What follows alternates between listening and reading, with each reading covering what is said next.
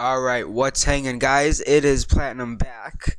I think I've got a lot of uploads planned today, or at least a few. All pre-recorded stuff, of course, and pre-edited stuff.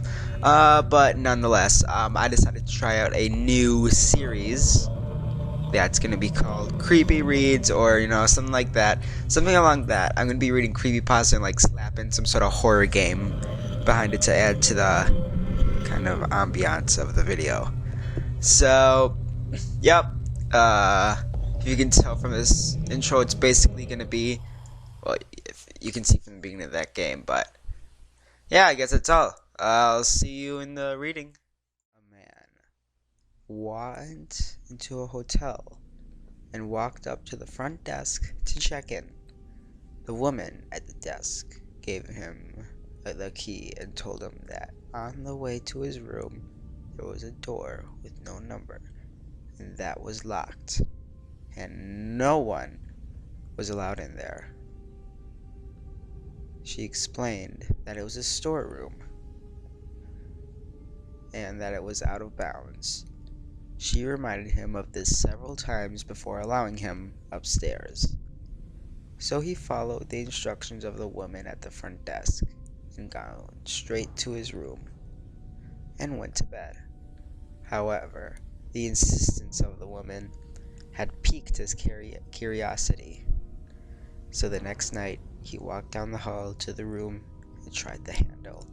Sure enough, it was locked. He bent down and looked at the keyhole. Cold air pressed through it, chilling his eye.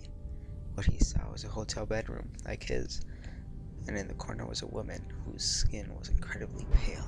She was leaning her head against the wall, facing away from the door. He stared in confusion for a while. Was it a celebrity? Was it the owner's daughter? He almost knocked on the door out of curiosity, but deciding not to. As he was still looking, the woman turned sharply, and he jumped back from the door, hoping she would not suspect he'd been spying on her. He crept away from the door and walked back to his room. The next day, he returned to the door and looked through the wide keyhole. This time, all he could see was redness. He couldn't make out anything besides distinct red color, unmoving. Perhaps the inhabitant of the room knew that he was spying the night before and blocked the keyhole with something red. He felt embarrassed that he had made the woman so uncomfortable, and hoped that she had not made a complaint to the woman on the front desk.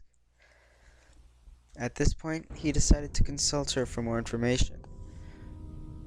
After some gentle quizzing, and with the promise that the explanation would not go any further than him, she finally said, "Well, I might as well tell you the story of what happened in that room. A long time ago, a man murdered his wife in there. We find that even now, people get uncomfortable staying there. But these people were not ordinary. They were all white. They were white all over, except for their eyes, which were red."